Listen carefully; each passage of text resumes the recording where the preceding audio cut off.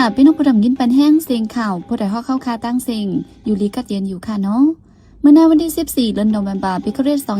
2525ปีได้2.1ปักไป19นี่เดือน12ลอง10คำวันศุกร์ห้องปล่อยเสียงผู้ใดฮอกเข้าคาแต่รายการปล่อยเสียงเป็นเผาเขาเงาปันอยู่ค่ะอ้อข้าเฮาเป็นนั่งเงินหอมค่ะอ้อตัวนำเมื่อในพี่น้องเฮาเขาแต่ละเงินทอมก่อนลิงไล่และฟิงไงใต้นำคำโจมปังหับดอนนางยีคำ JK โซเฟียมิสแกรนด์เมียนมา2.25เข้าใจที่สีป้อก็นึงหยิบง่ามหมากมาจีบไหลหามส่งห้องยาน้ำหมวยห่างคงจากจื้นปังแปลกไหลลงทุ่งโป้งก้นเมืองหยาบผึดน้ำตากินตาเจ้าซึ่งว่าปันดำตายและดำคอกก้นใจ2ก็ที่วิ่งโหปังอีกป้าข่าวตั้งนำแทงค่ะอ้อเลยนั่นแต่ละเงินถ่อมป้าขออุบโอ้ถามตอบลองปาฏิมาซึ่งได้ SSPP จัดปังกลุ่มลงก่อนแกรดปอกกำหามีลองหลากหลายจึงหือไหนนั่นค่ะอ้อข่าวเงาตอนดาวันเมื่อในใจหันแสงและยิ่งเสียวขาวตีโฮมกันให้งานกว่าค่ะอ้อ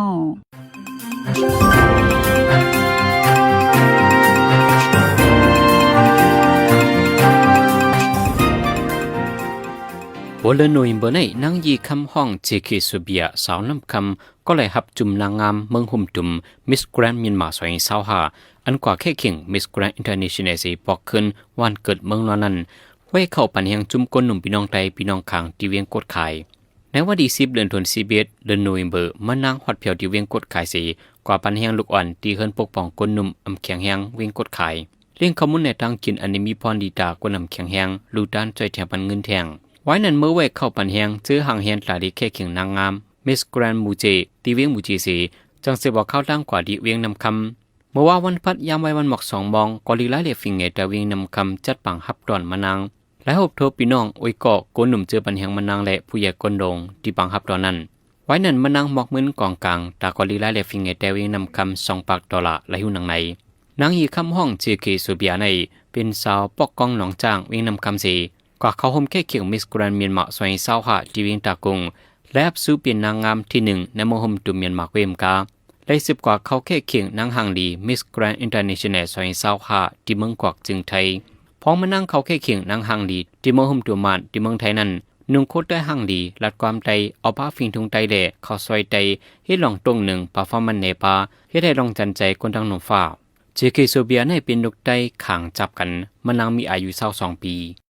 เมื่อว่าวันที่13เดือนธันวาคมปี2025ยามวัยวัน4 มองเท่าใจก้นหวานจามเผิกเจวิงสีโปจึงได้พอทองเหยียบย่าหมักหมัดเจ็บเลยหามส่งยุดยาวไว้วันไหนเท่าใจก้นนั้นเป็นลุงกอลิยาอายุ64 ปีเป็นปู่ป้านเอาบุญพรไว้ตีซุ่มลูกขามหิมมกอูหวานจามเผิกตั้งเขาวิงสีโปไว้นั่นปู่ป้านกว่าจอมเก็บเอาเงินลูกคำอันล้มท้องปิวกว่าเสเหยียบย่าหมักพังลิ้นจากหมักเตอร์ตีนผายขวาแลแขนผายขวาเลยส่งตัวยุดยาวไว้ตีห้องยาลาเซียวันไหนไว้หลังซึกมันกุ้มไหลขึ้นเวียงสีป้อในก้นปลายเพซึกอ่อนกันปอกมือขึ้นเฮิรนเย่ไผ่มันกล้วยกายย้อนอ่ำมีจุ่มไหลมาเพียวปันหมักแมงให้ถึงตีแลก้นเมืองไหลไม่ใจลองหมักแมงไว้วันไหน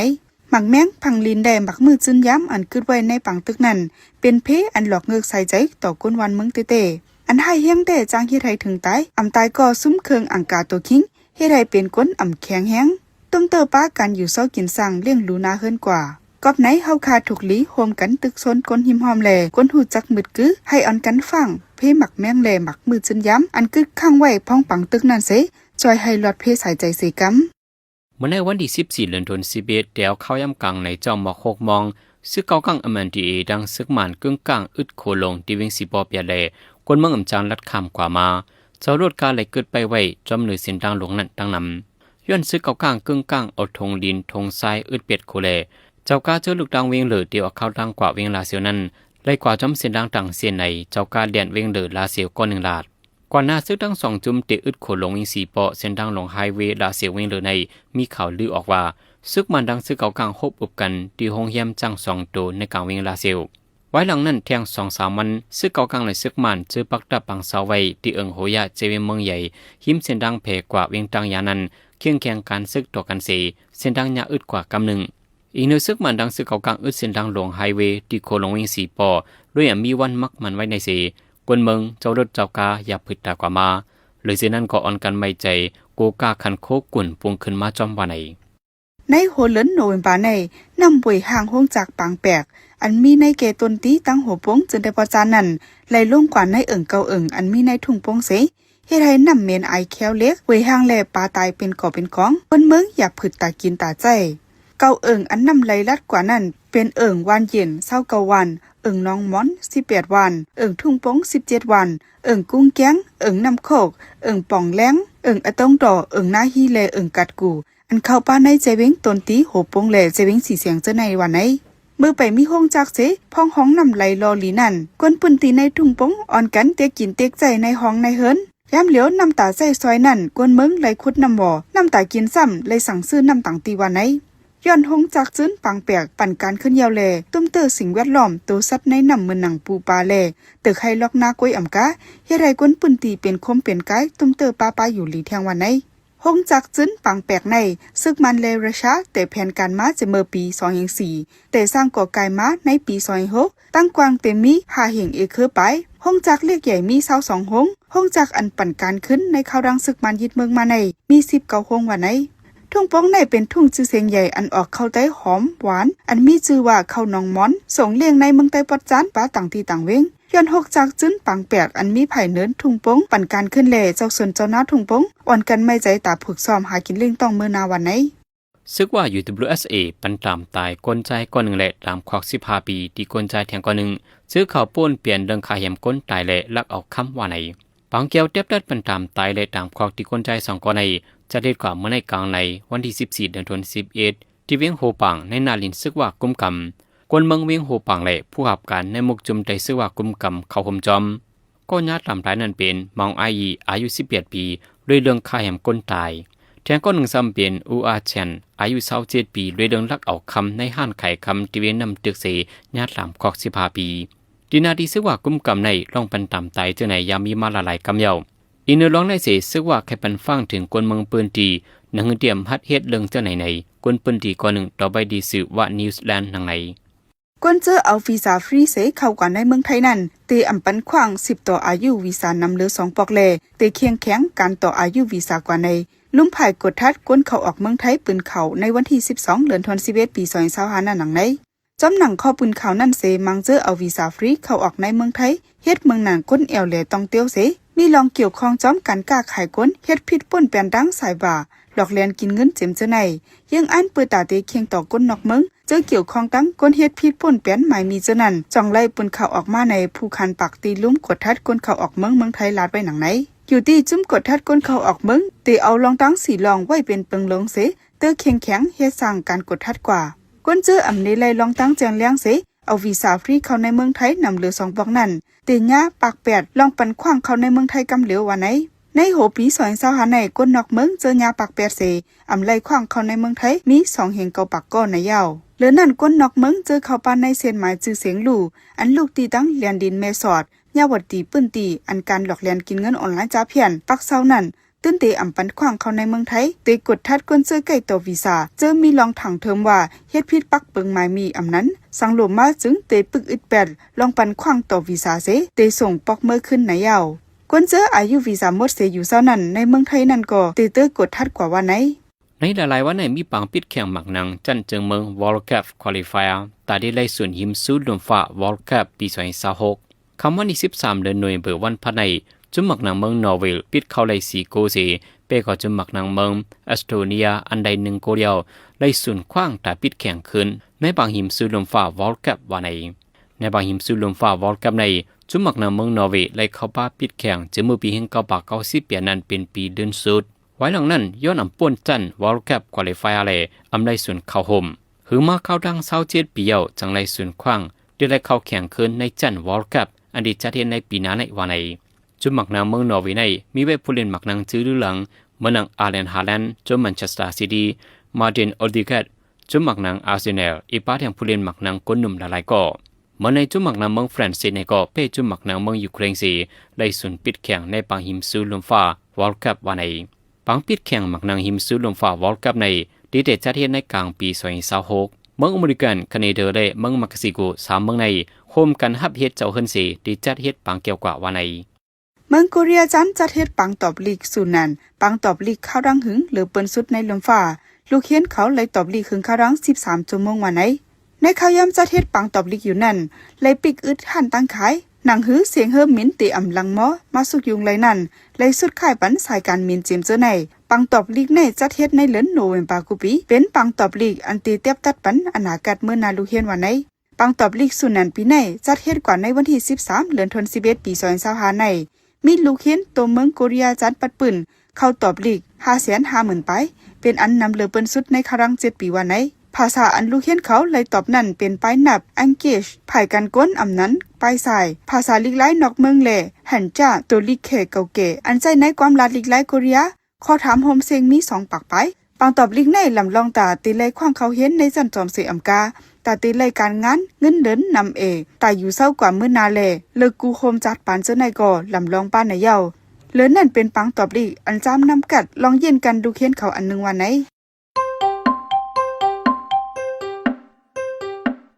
ลูกอ่อนอำใจเครื่องมือตาใจในการซึกไหนแลผู้ไลไพเซอำว่าป้าเจมปอเมตังจุมยิบกองกลางกุจุ้มตื้นเตอำไลป่นแปนเด็กเด้งห้อยโซนให้ลูกอ่อนเข้าป้าเกี่ยวกองจอมกันซึกละเส้นลูกอ่อนอันว่าในจุ้มจากจึงลงฟ้าเขามักมันไว้เป็นอายุ18ปีลงไต่นางลูกอ่อนได้อำตกเป็นตัวเหยื่อในการซึกได้อำห้ามสุนรายการเห็นได้อำญาป่นแปนลอยการกามานั่นผู้เกี่ยวข้องกูก็ตื้นเตไลปันตั้งกำแถมจอยแกดกังกว่ากูไล่ตั้งกำในพี่น้องเฮาเขาเตสืบและยินถ่อมขออุบโอ้ถามตอบลองปาฏิมาสูงซึ่งได้จัดปังกลุ่มลงก่อนแกรดปอกกำหามีลองหลากหลายจึงหือในนั่นค่ะอ้อวันที่8ถึงวันที่13เดือนธันวาคมปี2025ในเงางุ้นปาฏิมาสูงซึ่งได้ SSPP SSA จัดปังกลุ่มลงคอนแครดปอกกำหาตีวันให้เยาโตสีออกเล็กปืนเผาไว้เป็นตั้งกันเนื่อนั้นป้าลองคัดเลือกจุ่มโหเปาและจุ่มป่องกันลองเพียวล่างจ้าเพี้ยนจิมเจไหนมีลองแหลกลายหลักไล่เจิ้งหือหลายๆเพอเป็นมาเนื้อจุ่มผู้น้ำใจแสงยอดไลอุบโอ้ดองถามเจ้าซึกพุ่งหันผู้คานปาก SSPP ไว้หนังในค่ะอ้อ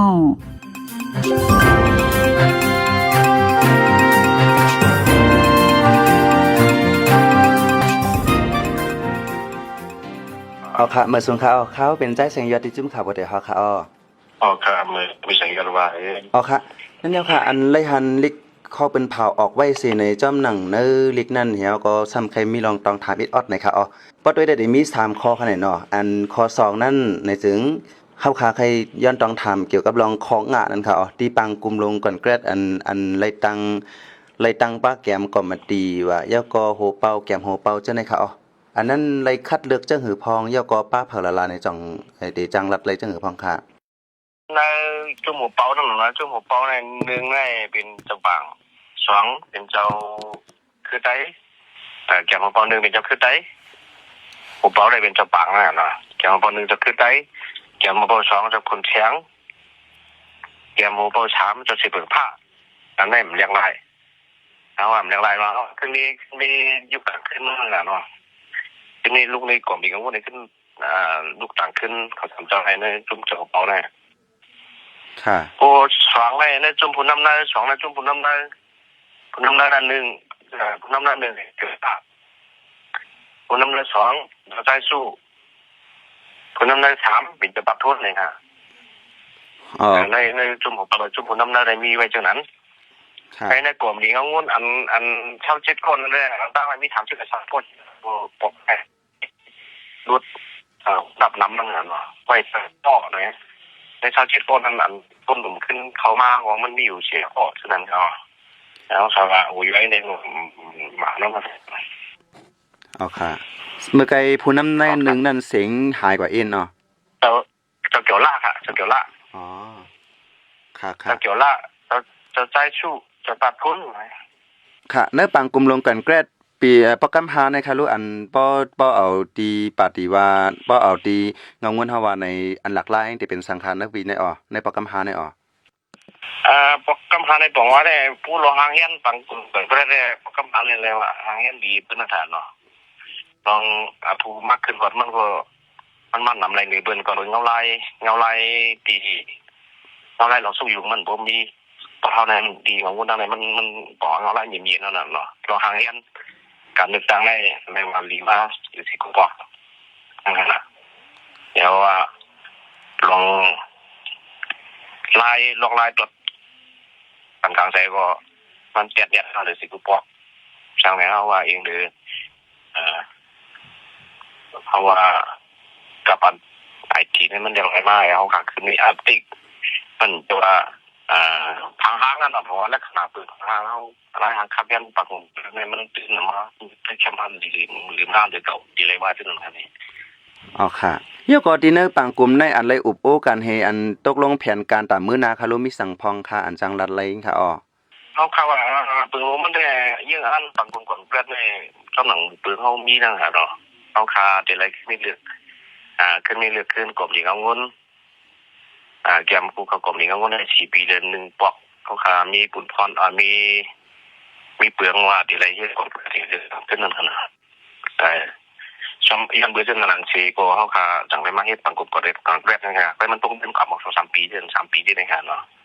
ปืนมันได้เอาคาไรมุ่นขึ้นการเขาปืนการปัดปืนการปัดตีอันพอใช้มาตีป่องทำเลย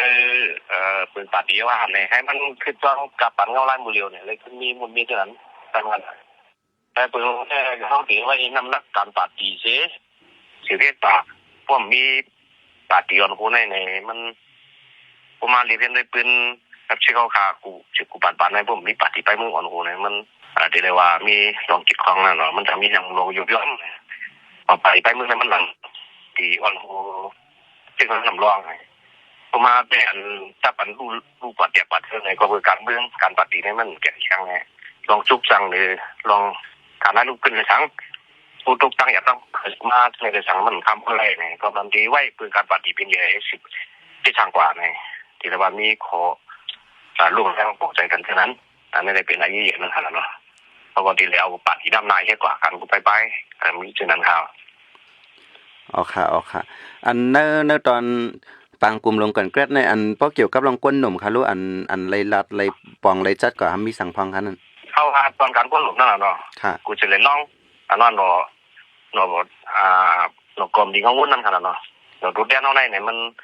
อะไรเอาก้นหนุ่มขึ้นมามาเขาเลือกตั้งนั้นขันเลือกตั้งนั่นเนาะแล้วก็บ้านตั้งยิ่งฉีกก้นเนาะอันนี้ดีเลยว่า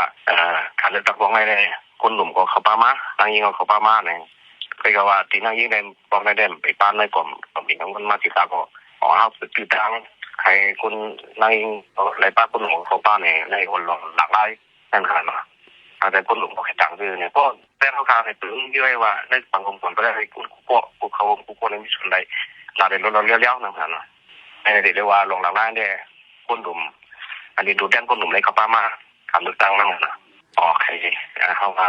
ปืนหลวงมันได้ใครติดจำนี้เท่านั้นค่ะเอาค่ะยกก็เทียงตอนค่ะเอาในตอน2นั้นก็1ก็เป็นตอนซ่าค่ะเนาะหนังฮือจุ่มเหรียญเงินออนไลน์อันตุ้มยอนพรกูเมืองนั่นนะคะอันนั้นก็เตอำเฮามามีเนนาตีอันยกก็ยามเมากรรมก็เฮาลวดให้จังหมดหายกว่าในเกี่ยวกับลองในเพราะว่าตัวจุ่มเหรียญกินเงินออนไลน์ในกูปอกในยามมามีเนนาตีอยู่ค่ะนั่นเป็นคือฟังค่ะนั่นแต่ว่าเรื่องการเรียนเงินออนไลน์เนาะได้คงเป็นจุ่มเรียนเนาะจุ่มเรียนว่าได้ให้มีตะระหว่างไอ้เฮ็ดให้มันมีตีกันลงก็ว่าพวกมาเป็นพยอดมันเลยมันจะว่านั้นนาที SIPP ดังชุมเช้าคือจะไหนก็อันในทุ่มยาว่าบางทีก็บอกว่าแบบนี้ก็ป้านั่นแหละเนาะอันที่แบบนี้ก็มีบางทีก็มีตีก็มีเนี่ยเพราะว่าพัดเพลงก็ตั้งเสียงในเบอร์นี้ว่าชุมเช้าคือจะไหนเอาไว้นานนั่นแหละเนาะชุมเช้าคือจะไหนบางทีลองจี้ซ้ำนี่เรื่องนั้นมันเลยไปเปลืองเฮาได้เฮาก็ถูกออกมาลิกเป็นเผาเสียกรรมของเขาเนาะเต็มไรมีในนาทีเฮาเต็มไรมีในนาทีเฮาเข้าขามภาพขามเนี่ยอันนี้เป็นปืนเฮาเป็นดีงงก็น้องขาตึ้งตั้มก็จะตัดอะไรจากนั้นผมจะทำก้มก็มาลงเจ็บแขนไว้เหมือนเรื่องลงตกล่องเลยเอาขาตึ้งสันขัดว่าบันเทศการตัวขัดล่องนั่นแหละในนาทีกุกรรมเท่าไหร่เลยตอนนั้นเลยเขาว่าช่องหนังเงาไล่มือเลี้ยวในอันจุ่มเหรียญเงินออนไลน์ในพัดยวนกับกูดีกูตั้งเนี่ยนั่นคือมันเต็มเกี่ยวกับมีเนื้อนาทีเฮาแล้วค่ะเลยบอกขอปืนเผาเลยชั้งเลยจับตัดที่สั่งกันไว้เนื้อนาทีอุปเปกเฮาเต็มอะไรกันนี้เป็นเรื่องค่ะเมื่อหนังนั้นนั่นเก่ายามเอากำในก็ได้เฮาขาถึงมีจุ่มทำให้ยามเอากำในเดี๋ยวจันเงาวุ่นอดถึงลุงอดถึง ที่ตอนที่เวียงนั่นน่ะเนาะอันนี้เป็นค่าราคาคนจะเกิดราคายามากันลงต่อรองในจุดในบี้เนี่ยอันนี้เป็นเปิดงงเฮาราคาเฮ็ดมากูปีตัวถึงบางมาได้ค่ะคำใจว่าจากนั้นในโปเปลี่ยนมาเฮาค่ะแล้วก็เลยมาตัดเปลี่ยนการต่อรองในมันจะนั้นกันว่าแต่ผมมาด้วยคนตัวนับสังเกตว่าเฮาเกี่ยวห้ามในตัวการต่อรองในเฮาคำปันนี้ในนาทีเฮาเนี่ยในมันเจ้าเลี้ยงนั้นค่ะเนาะเดี๋ยวลองจับกันเลยลองยามากำนี้เจอค่ะค่ะอันการหยอกแลนกินเงินในคารุนเนอร์ข้าวตั้งโจมันปอเบิ่งใต้ไหนจ่องไรเพียวมวยแปดจ่องไรตียอบไรในปืนตีไหลพองค่ะชมนาตีจะในข่าว10,000-15,000พองค่ะอันไรที่เอาอัพเป็นที่ภูมิพลผ่านจึงเมื่อเฉียงเลยที่มีทับต้องเลยจะมีอยู่2-3ฟอกกันนะเนาะเอาจอมยันลิ้นนั่นเนาะจอมยันลิ้นที่ขึ้นอัพขึ้นจะมีข่าวอันนี้ได้ก็ว่าก็คือในความว่าเหมือนดังตุ่งต่างจุ่มเศร้าได้คุยไว้นี่ก็เขาข่าวจากทรัพย์สินนี้นั่นเนาะมีอยู่พร้อมค่ะเอาว่าช่วงนั้นไปนาทีSIPP ว่าในก็ใกล้วัน SIPP กุ้งเขาใน completely เตรียมปากที่นั้นผมใจว่าเนาะชัดๆเนี่ยมีว่าอันนี้ลองอันนี้ดีอันติดกันคนนี้มาดีกว่ามันสั่งกันเปิดก็มีเขาก็มีเจนก็มีนั่นกันเนาะคนเข้ากันเจนก็มีเนี่ยอันนี้เจ็บเลยว่าเขาว่ามันมามีดีนาทีเขาลุงไม่เป็นว่าเดี๋ยวมันก็มันใจนั่นกันเนาะอันนี้ผู้ลองเงาลายปัตตุวีมือใต้เขาค่ะเลยลองที่มุกจุ่มอยู่จะมันทุกสาขาคือนี่มันจังผู้หันนั่นค่ะเนาะอันนี้แล้วค่ะลองผมเป็นทางต่างช่องถึงเต้ามันจะมันคิดได้มันก็มีอยู่ไปเขาว่าเขาขารับไผ่เรียวมันผมสั่งถูกเรื่องนั้นนะอันนี้เลยก็เขาขาผมมือที่สั่งหิวกับจุกกับเลยกันคือมือจับฉันได้นี่ครับอ๋อค่ะแทงคองเขาอันป้อคามาด้วยในการจับเพียนแล้วการต่อร้องแล้วยามอกกำไรจังได๋บางบางเลยมาเข้ามาเกี่ยวข้องเฮาก็ก้นเปิ้นตีในจังกะเกี่ยวข้องจ้อมมาเจอมาก้นหนุ่ม5สังหาจังได๋ก็จังกะเกี่ยวข้องจ้อมมันก็ก้นเมืองได้อยู่ละลายเสต้าก็จุ่มจังได๋ก็จังมาเกี่ยวข้องในอีกนึงร้องได้ค่ะร่วมใครรัดปันก้นเมืองจึงหือใครสั่งถึงก้นเมืองจึงพองค่ะอันนี้ได้เอาโปติว่าคือปืนฮู้ลองจับเพียนนั่นหาเนาะปืนฮู้ลองเหลียงเงินซีดีผู้ชื่อบ้านว่าเป็นจุ่มลิงซุ่มเหรียญนั่นขนาดภายเขาป้าเกี่ยวข้องก็มันจึงมีลองตุ้มย้อนอีกในส่วนปุ้นใต้ให้ว่าตุ่งวงนั่นอะไรสั่งมันจึงมีลองตุ้มย้อนเกี่ยวไปตู่ไปใส่นั่นหาเนาะไปตู่ไปใส่การเรื่องการลงอยู่ซ้ำกิจทางให้เราใส่ตุ้มตื้อบ้านนั่นหาเนาะยังก็เลียวในมือเลียวในพวกข้ามโมเนื้อโมวิสเนี่ยมันดินลองซุ่มลงซุ่มหลังดีเลยนับป้าตัวการพื้นที่เศร้าคือเลยสังการนับตีเลยสังที่ในก่อนเขามันเรื่องมากในการห่มรวมแต่ตรงคนที่ในก็ตอนในทุ่มเดือดป้าเนี่ยอะไรมันมีความดีแต่เขามันเป็นเข็นลงนั่นแหละเนาะพอเปิดเท่านั้นเนี่ยมือเลี้ยวในมันเดี๋ยวก้นหลุมอันนี้อันเกี่ยวข้องอันเขาว่าอันก้นหลุมเขาอันกับนี้อยู่ในก็มันจ้างป้านั่นแหละเหมือนถึงจ้างเต็มในก็บางงานเราก็เป็นมันทุกสักนั่นหยาบคือลองกินลองอยู่ลองกินในก้นเขาในหาดูรอดก็มันจังดีนั่นเนาะอันนั้นแหละมันเป็นเพศหลวงเพศที่ฉุนดูโดดเด่นที่การไล่ได้สอนเนาะอ๋อค่ะขอเรื่องสุดค่ะย่อก็ตัดให้กังไรอันรัดมาเมื่อไกลนั่นในอยู่ที่ SSPP เฮาก็ได้ลงมือเฮ็ดไรกำซื้อในแต่มีสังพองค่ะอันตัดให้กังในปืนตีจังได๋ค่ะเอาเรื่องนี้ปืนเอาไว้ขนาดเนาะลูกตีเงาว่าเป็นปืนผาเพิ่นนี่เกี่ยวข้องนั่นหั่นเนาะพอดีเลยเกี่ยวข้องเพราะว่าเกี่ยวข้องมากเอาเรื่องเดียวเอาเรื่องเลยเรื่องเดียวเอาเรื่องไหนมันมีไว้แต่เรื่องเอาค่ะอันนั้นได้ว่าลูกจริงของคนเฮาเดินตามปืนก็จับได้ซึ่งนั้นจะเรื่องค่ะอ๋อค่ะป้านันในอันข้ามได้ต้องถามซิอันแค่จิมลัดดีเนตอนในมีสังพองค่ะอ๋อค่ะเอาครับยิ่งกดก็เท่าไรยิ่งทางก่อนเนี่ยก็แค่คนนึงผู้จอมนั่นหาไหนทางจะถูกออกมายกสบายเนี่ยลงใน SPP ได้ปาดีมาชุถึงให้มันแก่เคอย่าให้มีชื่อขอค่ำเนี่ยขอค่ำนั่นว่านะถูกบอกว่าชื่อขอค่ำเนี่ยอย่าให้เวียดนามชิ้นนั่นน่ะเนาะแต่มันเป็นลูกติกรมดีการเลือกตั้งให้ขึ้นมากเลือกขึ้นมากเนี่ยเพราะว่าได้ลองจากที่อ่านให้มันมีคนดังๆทั้งนั้นให้มันมีกูนั่งนำเดือดไม้ให้เป็นอนาคตนั่งนำพุ่มกำนี่เรื่องปฏิมาชุดได้มันเป็นเช่นนั้นแต่เขาก็มันหลุดป้าเชียงรายแต่กูนั่งนำนั่งหาเนาะอันนั้นเนี่ยว่าผู้เป็นผู้ขับปฏินั้นมันมีส่วนในเลือกตั้งเนี่ยพวกคนเมืองเขาผู้มีนำกัดขึ้นมาเนี่ยมันจังหวะมันดีป้าเชียงไล่ติ่มปฏิเอากลางใจกูนั่งนำในเลือกตั้งขึ้นมาเนี่ยมันเป็นเช่นดั้งดิมปฏิทั้งนั้นเนาะอันนั้นนะคะที่จำหนักปืนติ่มปฏิเลือกตั้งยาวกว่าเยอะเนี่ยเมื่อนามากก็แค่ตึกส่วนป้าให้คนเมืองเขาป้าในปฏิน้ำเนี่ยใครคนเล่นชุดได้ใครดูอย่างเช่นนั้นค่ะค่ะยินชมครับค่ะย้อนต่อทางเกี่ยวกับรองอันเปิ้นได้เฮ็ดปางเลือกตั้งมื้อเร็วนะคะหรืออันจึงเมืองในเมืองโฮมตุ่มปัดเปิ้นในบัดนี้จัดปางเลือกตั้งในหันถึงจังพองค่ะรองปางเลือกตั้งเต้ก็บ่เฮาว่ามันบ่เลยงับสั่งนำนั้นค่ะเนาะมาด้วย เขาขาได้การวางพวกเป็นจริงกุศลมันติดเลยย่ำเขาก็ไปทางมันเลือกเอาตังไปกู้เลือกดังนั่นน่ะเนาะก็เสียตาก็ผมมาทับสั่งได้ร้อนบนเฮ็ดอยู่ในมันปีเลยบอกเลยนี่เดี๋ยวเลยถ้าสั่งได้เดือนนั้นกุนเขาปังนี่มันกลายดอกเขาปังได้แค่5นี่เดี๋ยวนับสั่งได้แล้วกันเนาะพวกเงาไล่ว่ามือเดียวได้เขาคำทัดสั่งทำจริงว่ามันคงไม่ตั้งลุงแน่เขาคำจังวางจ้อมนั่นแหละเนาะทัดค่าด้านนี่ผมว่าทำแจมากนี่ผมจังรัดนั่นแหละเนาะก็คือว่าตาวนอยู่มู่ตาวนขันมู่เพยเฮ็ดก็มันขำบุญพรนั่นน่ะเขาขาได้ดีในวันนั้นไหมครับเอาวันนี้ก็ได้เลยขำบุญพรมันดีกว่าอะไรมากเลยมันดีเลยไปพื้นต่างๆมันดีเลยเขาขาดีปิดกดปิดไปดีเลยวันมองนั่นไหมครับอ๋อค่ะยินเจิมยันนำค่ะวันนั้นเหมือนชงค่ะเหมือนสงค่ะ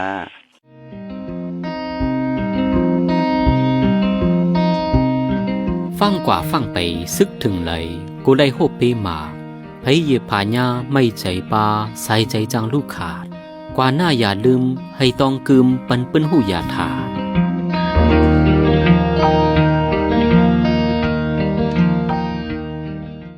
สืบเสในใจหันเสียงที่ให้งานในปันหูข้อข่าวอันแลปืนเผาปันกว่าในวันมื้อในนั่นค่ะอ้อซึกเก่าก้างไหนซึกมันอึดโคลงที่เวงสีเปาะเจ้าเขาจุ่มหมักในเมืองนอร์เวย์หึง27ปีเอาขึ้นในศูนย์ปิดแข่งปังหิมซื้อลมฟ้าวอลแกปี2026ไทยดีปันต่ออายุวีซ่าฟรีนำเลย2 กำเมืองโคเรียจันจัดปังตอบเด็กเข้าหึง13ชั่วโมงเป็นปังตอบเด็กเข้ายามหึงสุดในลมฟ้า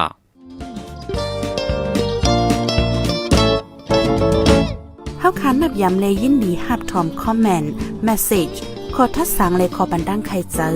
ขอจี้จำเน้นน้ำเกี่ยวกับข่าวเฮาขาสีอันพี่น้องเฮาเขาเลยอ่านเลยตัวยาวสีปันมาเจอนั่นก้วยกาดาวเป็นเจื้อคืดอันคืดกับคืดปานนั้นเฮาขาดดูย้อนและย้อนนอมใหญ่น้ำแค่นดอยอยากอะไรเป็นข้อความอันหลาอันหวยหังอันเสยงเฮามีลองพิดมอกันนะเจอจาดอยากอะไรเป็นข้อความอันอ่อนน้ำห้วยจันเฮาเป็นลองแตกแยกเนื้อเจือจาดเนื้อตรงวงยาอะไรเป็นข้อความอันจันจื้อคืดแล้วขาดตกแต่นล่มจมนันสีกำ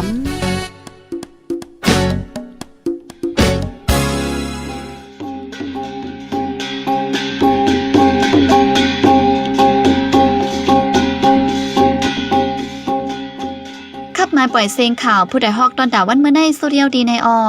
ยินจบขอบใจถึงพี่น้องผู้ถ่อมยินเฮาคากูเจ้ากูก้นอยู่เฮาอยู่ลิกัดเย็นห้ามเข็นหายังสีกำเหมือสงค่า